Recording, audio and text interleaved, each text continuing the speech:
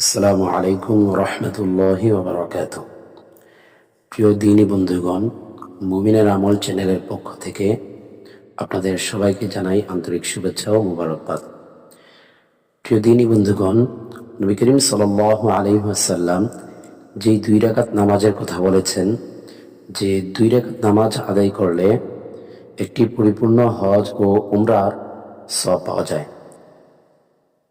সেই 2 রাকাত নামাজ হচ্ছে ইশরাকের নামাজ।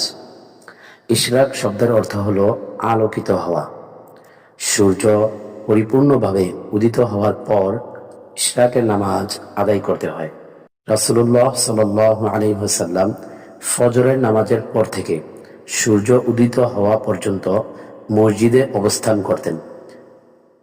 হযরত আনাস ইবনে মালিক রাদিয়াল্লাহু তাআলা আনহু থেকে বর্ণিত, রাসূলুল্লাহ সাল্লাল্লাহু আলাইহি ওয়াসাল্লাম বলেন, যে ব্যক্তি জামাতের সঙ্গে ফজরের নামাজ আদায় করল এবং সূর্যোদয় পর্যন্ত আল্লাহর জিকিরে বসে থাকল, অতঃপর 2 রাকাত নামাজ আদায় করল, সে একটি পরিপূর্ণ হজ ও উমরার সওয়াব পাবে।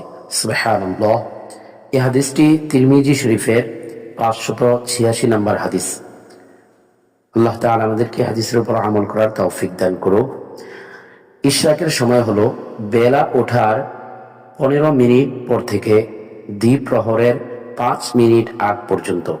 তবে উত্তম হলো বেলা ওঠার 1 থেকে 1.5 ঘন্টার মধ্যে ইশরাক পড়া।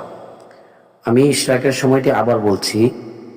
ইশরাকের সময় হলো বেলা ওঠার 15 মিনিট পর থেকে দ্বিপ্রহরের 5 মিনিট আগ পর্যন্ত সময়। তবে উত্তম হলো বেলা ওঠার 1 থেকে 1.5 ঘন্টার মধ্যে ইশরাক নামাজ আদায় করা। প্রিয় দিনী ভাই ও বন্ধুগণ, যদি আপনাদের কাছে ভিডিওটি ভালো লেগে থাকে